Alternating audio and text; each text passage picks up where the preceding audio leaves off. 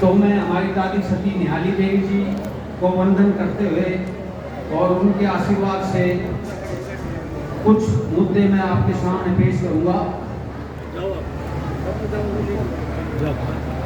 ये वीर भूमि अहिरवाल का राठ क्षेत्र और उसमें सबसे बड़ा ठिकाना गंडारा एक ऐतिहासिक और वीर भूमि, क्रांतिकारियों की भूमि और 1857 की क्रांति में और खासतौर से नसीबपुर के युद्ध में यहाँ के सूरमाओं ने अपना खून बहाया। ये बड़े गर्व की बात है।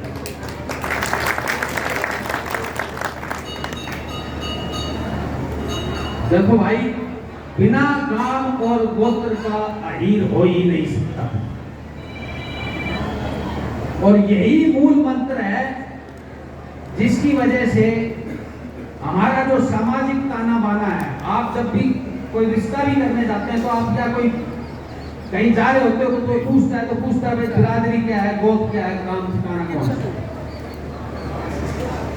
तो उस मूल तत्व को ध्यान रखते हुए आज ये दीवा सरदारों की पंचायत बुलाई गई थी और सब भाइयों के सामने जो इसके ऊपर जो मेरी राय है, जो मैं चाहता हूं कि पंचायत में इसके ऊपर समीक्षा हो, वो आपके सामने रखना। पहले तो ये शुरुआत कैसे हुई मैं आपको बता देता हूं। ये खाप व्यवस्था तो हमारे अहीरों में पहले भी थी और आज भी कई जगह मौजूद है जो अहीर खंडा आज जिसको हम बोल रहे हैं। लेकिन करीब कई सालों से हम कोशिश कर रहे थे कि इसको फिर से जिंदा करा जाए। तो पिछले 31 मार्च को यानी 2023 के 31 मार्च को लाल किशन सिंह जी दीवा जो मेरे बड़े अजीज हैं, हम चर्चा कर रहे थे कि भाई कैसे क्या शुरुआत करें। बोला मैं अब जो पूरा जीवन जो है समाज और राष्ट्र को देना चाहता हूं।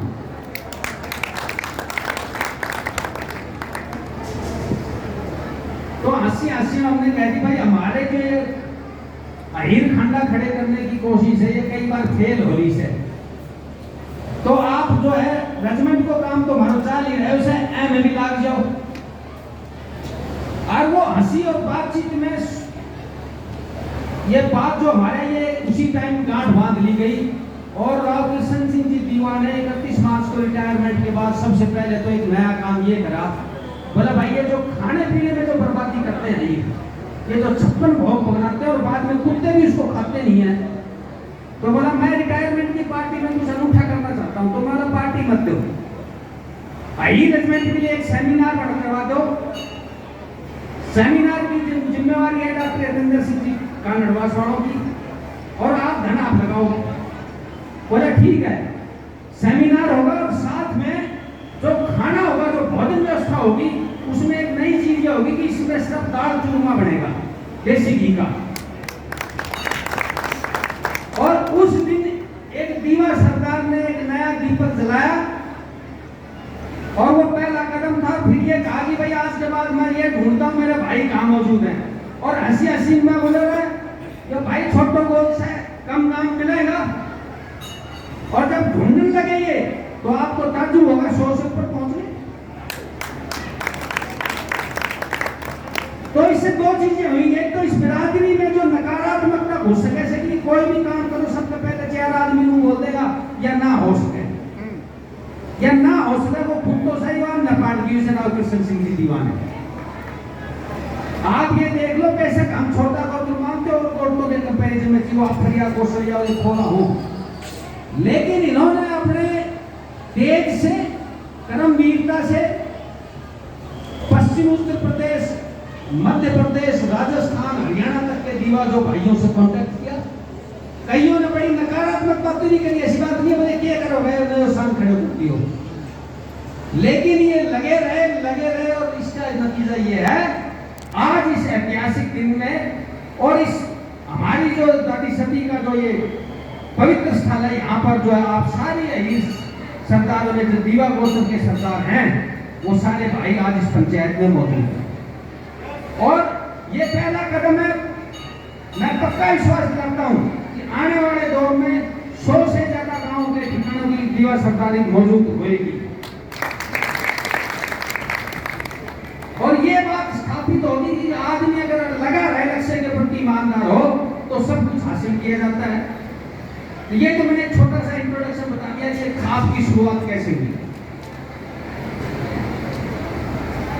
अभी मैं अपने एक अजीज से भी बात कर रहा था, कई जगह भी आई। सबसे पहला सवाल खासतौर से नए बच्चे कर देते हैं कि ना अब तक तो रेजिमेंट की बात कर रहे थे, खाप की भी शुरू होगी ना, हम खड़े साथ नहीं।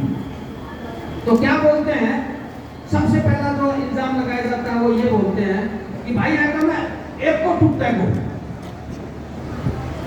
तो भाई बुरा मत मानियो, अगर एकता की इतनी चिंता से ना भंडन मुंडर लाते से कि दीवार खाप खड़ी हो जाएगी तो एक को टूटता है, तो फिर एक और काम करो, जो ब्याह भी बहुत छोड़कर मत करो, आपस में कर लो, ससुराल घर इकट्ठा ही रहना है ना।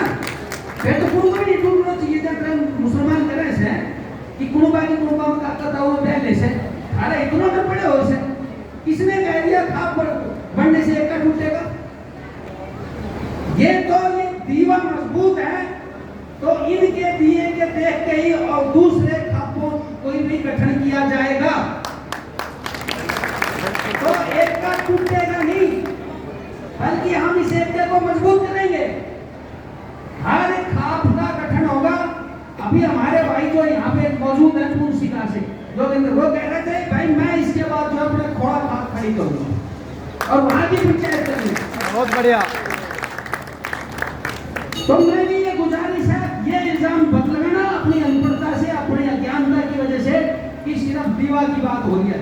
दीवा तो आका दे रहे हमारे भाई, हम तो इनका बल्कि धन्यवाद दे रहे हैं, भाई ठाटे हैं। इनको ही अपना प्रेरणा स्रोत मानकर अब और भी खापे गठन होंगी। बिल्कुल ठीक बात। तो ये एक का नहीं टूटेगा बल्कि एक का जमेगा और बड़े बड़ी मजबूती से जमेगा। और इसकी जो है नतीजा आपके सामने आ रहा है। मैं दो किस्से बता देता हूं। अभी आजकल ये जो है ना, मैं उसको इंटरकास्ट मैरिज न कह के कई जगह आप उसको गलत शब्द भी बोल सकते हैं कि ये व्यभिचार सा फैल रहा है।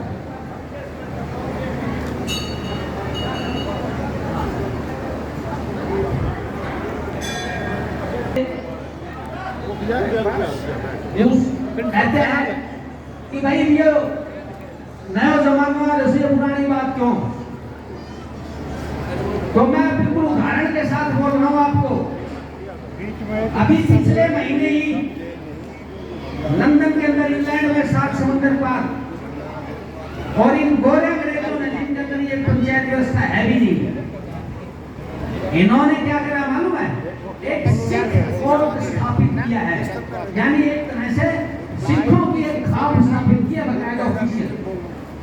और सिखों से के जो इनके रिलीजियस मामले हैं या शादी ब्याह के मामले हैं, वो अब वो सिख कोर्ट जो है उसका फैसला लेगा।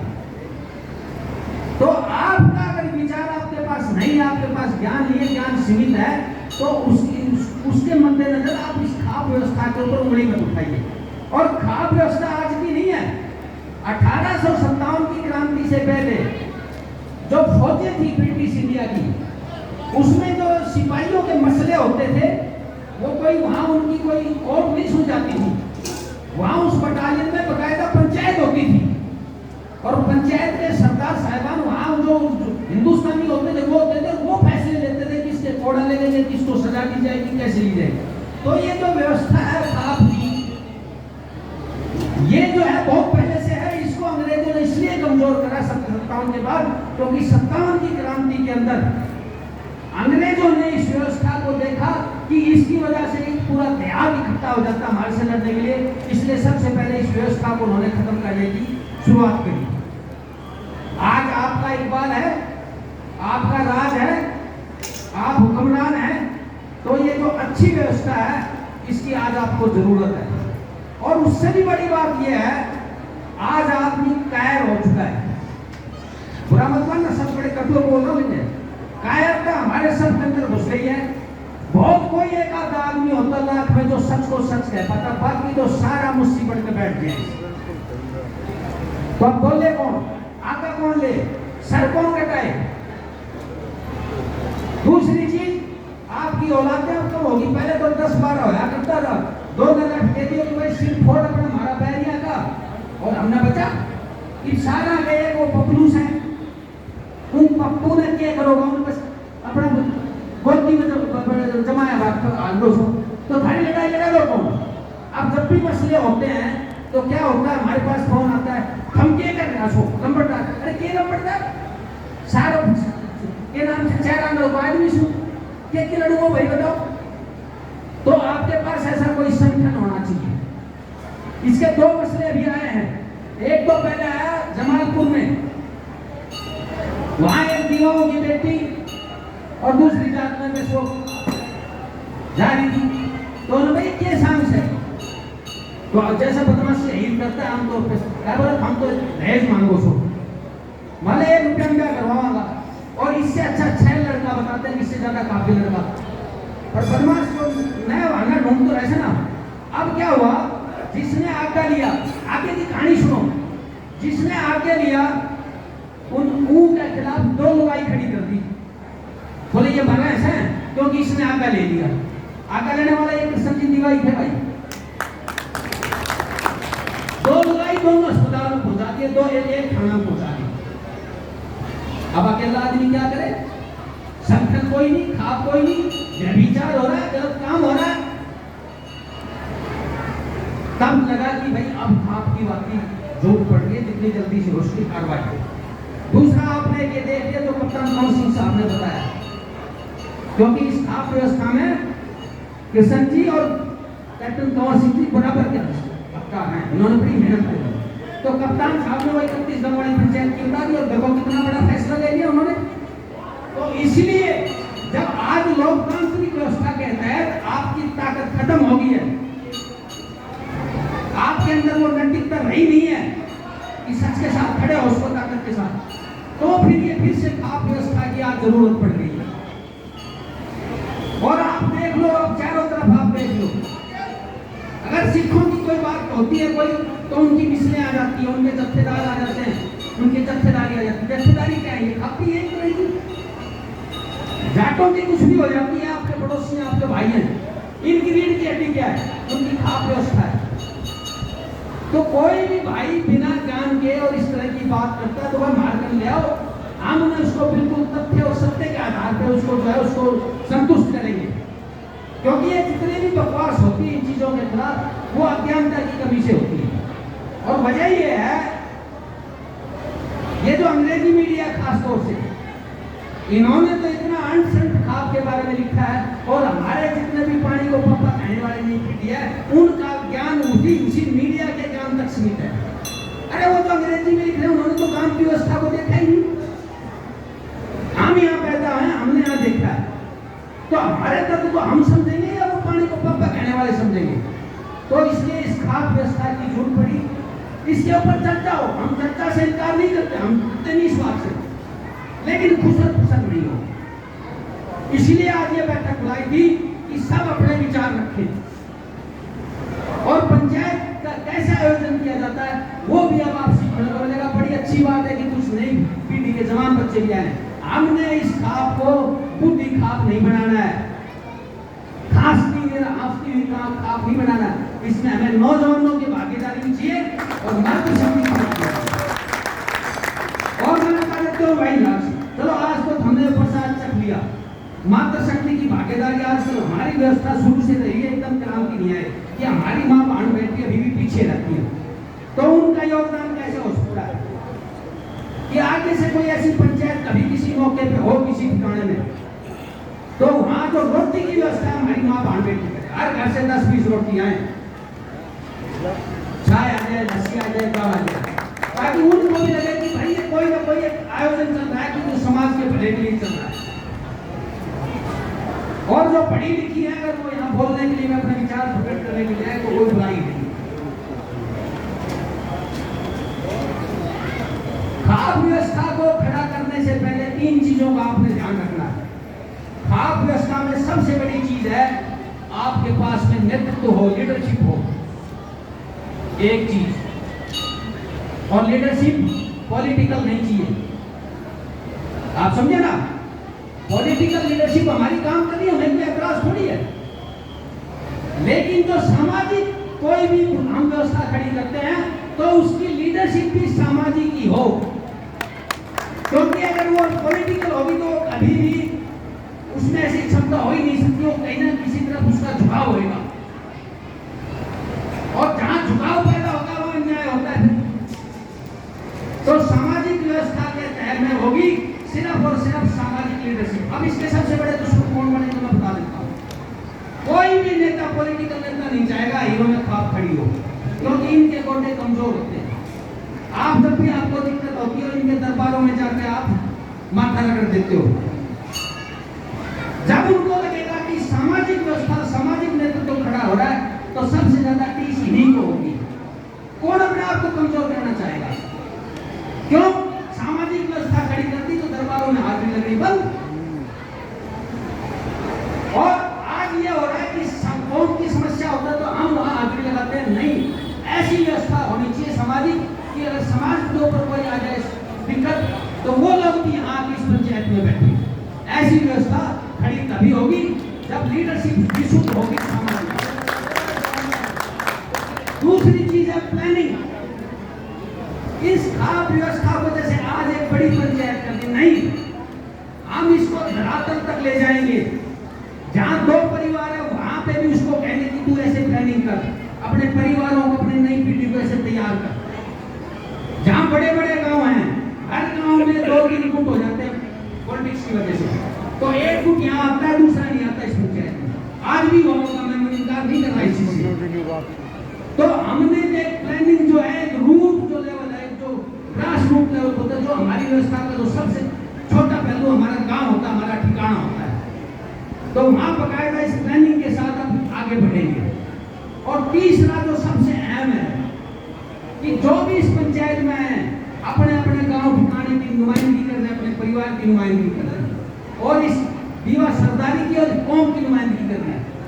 उनका जो एथिक्स है, उनका जो चरित्र है, उनका जो आचरण है, वो सर्वोत्तम होना चाहिए। ये नहीं चोर और दार आके यहाँ माइक पकड़ के बैठे कर जाए और फिर जब अपना खुद के ऊपर वो आए तो उस व्यवस्था को लागू ही नहीं करे। क्योंकि कई बार जैसे सबसे बड़ी समस्या दहेज की रही है, मैंने ऐसे देखे, एक संगठन बनाया, बोला दहेज खत्म, बोला जब अपना स्वास्थ्य ज्ञान की जाए बारी आई तो उससे त्याग पत्र देकर मांग लिया जी और दहेज। तो जो हम यहाँ नेतृत्व लाएंगे, एक तो वो विशुद्ध रूप से सामाजिक होगा, उसका पॉलिटिक्स के अंदर कोई इंटरफेरेंस नहीं। दूसरा, उसका आचरण सर्वोत्तम होगा। वो सबसे पहले जो नियम यहाँ खाप के हम बनाएंगे वो अपने परिवार पर और खुद के ऊपर लागू करेगा। इन 3 चीजों को जब वो करेंगे तो ये हमारा संगठन फिर से अमली जामा पहन के मजबूत बने। दूसरी चीज, जो हमारा ये ईद खांडा, ईद खाप हम बना रहे हैं, इसका बकायदा एक लोगो बनाया कैप्टन कंवर सिंह साहब और इनकी टीम ने। वो लोगो जो हम आपको मीडिया के, सोशल मीडिया के जरिए आपको पहुंचा देंगे, और अगली बार कोशिश करेंगे कुछ छपवा के भी दें, ताकि आपके जो भी संस्थान हैं, आपके जो वाहन हैं, आपकी कुछ भी ऐसी निशानी हो, वहां आप शान के साथ वो लोगो लगाओ कि हम दीवा गोत्र के सरदार हैं।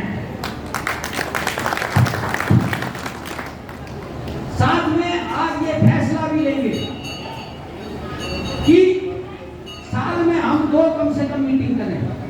एक जो एनुअल सबसे बड़ी मीटिंग होगी वो तो हमारा ये जो मूल खेड़ा है गंडाला, ये इन्हीं का, हम इनको अपना बड़ा भाई मानते हुए, अपना मूल खेड़ा मानते, इन्हीं को हम गुजारिश करेंगे कि भाई वो बैठक का जिम्मा आप लें।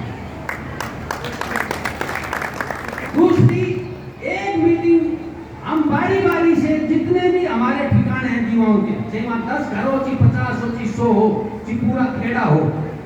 जैसे आज हमारे जो है भामाशाह हैं रामानंद सिंह जी भट्टे वाले, अपने मिलकपुर के सरदार हैं, इन्होंने कहा भाई मैं लेता हूँ। इन्होंने पहले भी कई ऐसे सामाजिक आयोजन कर रहे हैं, रेजिडेंट का भी कर रहे हैं, तो इसके ऊपर भी चर्चा करेंगे कि एक तिथि हम यहाँ पे फैसला ले लेंगे बैठ के, फिर से जब ये समापन सा होने से पहले। और इन्होंने जो कहा भाई हम इनको साधुवाद देते हैं कि जो इन्होंने जिम्मा उठाया, ऐसी बारी बारी से जितने भी हमारे ठिकाने हैं, क्योंकि फिर हमारा आदमी जुड़ेगा कैसे? आज तो मान लो एक खेड़े से 5 आदमी आए और खेड़े में आदमी है 500, तो सबको जोड़ना है ना। तो बारी से हर साल कम से कम, और ज्यादा भी कर सकते हैं, जो लोकल मीटिंग है तो कई बार कर सकते हैं, जैसे खासपुर में तो 5 साल करवा चुके हैं, तो ऐसे करेंगे। तीसरा, एक ड्रेस कोड, एक परंपरा। देखिए, आप दफ्तर जा रहे हैं, काम कर रहे हैं, कुछ भी कर रहे हो, आप अपनी सहूलियत के हिसाब से कपड़े धारण करते हैं, उसमें किसी को कोई एतराज नहीं। लेकिन जब भाइयों की पंचायत यहाँ बैठे, तो उस पंचायत में मेरी सबसे गुजारिश है, चाहे वो 8 साल को बालक से 60 साल को बुढ़ियों से, आपकी एक अपनी पारंपरिक वेशभूषा है, उसमें आए, और उस वेशभूषा के ऊपर किसी तरह की कोई शंका नहीं होनी चाहिए। कई लोग ऐसे हैं, बोला भाई जो साफों से ना, मेरा तो बाप जीवों से, तो बाप जीवों से तो मैं साफन का इंतरा बांध लूं, बाप जीवों से तो भाई वो कच्छो पहने से तू कच्छो नहीं मत पहना, वो बनियान पहने से तू बनियान नहीं मत पहना, उगाड़ो आंट, क्योंकि बाप पहनने से ना तेरा बट्टी कच्छो। ये बड़ी मूर्खता है। ये साफा कोई भी पहन सकता है, इसका बाप के जीने या मरने से नहीं है। हमारे बुजुर्ग रूप सिंह नाम थे उनका, माला कभी धोती कब का पहन लागे तो बोलो भाई सही 8 साल को बजट का बांध लागे तो, और इतना ईमान 95 साल का होकर गए। तो ये अपने दिमाग से निकाल दो कि जो बड़ा बांध रहा है वो छोटा नहीं बांध सकता। सबकी जो पारंपरिक वेशभूषा वो मैं बता देता हूँ, और वेशभूषा में आपको कोई कोट पैंट खाता ना बोल दो जो 1000 में बने से, या 125-150 रुपया की धोती है, यो कुर्तों से, और यो साफों से, यो सारा को सारो 100-500 रुपया मांझे है वो, इतना महंगो नहीं से। जब भी कौम की पंचायत बैठे, बल्कि मैं तो कहता हूँ हर अच्छे अवसर के ऊपर, खास तौर से दीवा सरदारी की जब भी यहाँ बैठक हो, तो आपने उसी के अंदर आना है। उससे 2-3 चीजें होती हैं। जिस भी खेड़े में आपकी पंचायत होगी, आपको उसमें टुकटुकी पिटवाने की जरूरत नहीं है। एक साथ जब हजारों आदमी साफे में मिलेंगे, पारंपरिक वेशभूषा में, पता लग जाएगा कि भाई दीवा सरदारी आज बैठक कर रही है, आपका नाम होगा। दूसरी चीज, जो ठीक से पसीना पूछन खाकर धनिया करो जे एग्जाम में हो, जो कम छोटार को खाएंगे, जो हलवाई और नाई को उठाकर तो हमने पकड़ लियो सर, अरे इतना मिलो साफ भाजे, इतना में धनिया पट्टी सी लाया है, ठीक है ना। अगली बार फिर ये मानो नहीं कि मेरे 5 होने जा रहे, जो नाई को काम मैं करूँगा, बाबा न्यू था रे, और काम नहीं करूँगा। ये बड़ी बड़ाई भी आ जाती है, और इसको 5 मिनट सीख लो, मैं भी माँ का पेट करना सीख पाया। ऐसे जो धोती मारता है वो पता लग जाता है ये कौन अहीब है जो 2 गांठ की पहले से। तो ड्रेस कोड अगली बार से अगली पंचायत के अंदर मेरी गुजारिश है, जो भी सरदार यहाँ आए, चाहे वो 8 का हो, 60 के ऊपर का हो, सारे के सारे इसके अंदर आए, आपका नाम होगा। ये भी एक शुरुआत है, क्योंकि ये आपकी एक आइडेंटिटी होगी, एक पहचान होगी। हमारे करण साहब भी धोती कुर्ता हो, जो बहुत थोड़ा कभी जब भी हम अपने गांव में जाते हैं चर्चा करोगा कि भाई हम खाप में बैठ कर आए साहब, तो कई लोग खिल्ली उड़ाएंगे। उस खिल्ली से या उस उपहास से डरना नहीं है, बल्कि उनकी हंसी को बंद करने के लिए उससे ज्यादा ताकत लगा के अपने काम को आगे बढ़ाना है। महर्षि दयानंद जब पहली बार इन पाखंडियों का नाश करने के लिए निकले पुष्कर में, तो महर्षि दयानंद के ऊपर भाठा मारा, टिंडा मारा, टमाटर मारा, तो हम क्यों सोचो सपोर्टर तुम्हारे बिल में बढ़ गयो ना। अगली बार पूरी तैयारी साथ दुगनी ताकत के साथ वो पाखंड का नाश करने निकला। तो अगर अभी गांव में जाओगे, कुछ जो भी आप पे खिल्ली उड़ाए, कुछ ऐसा करें, परवाह मत करना, और ताकत लगाना। सबसे पहले इन हंसने वालों का मुंह बंद हो जाएगा। ये मेरी आप सबसे गुजारिश है। यहाँ जाओ तो गांव में, पंचायत में, वहां बैठक में चितास खेलो, वहां चर्चा जरूर करना कि भाई चारों दिशाओं से दीवा भाई माई इकट्ठे हुए थे। ये आप करोगे कि नहीं?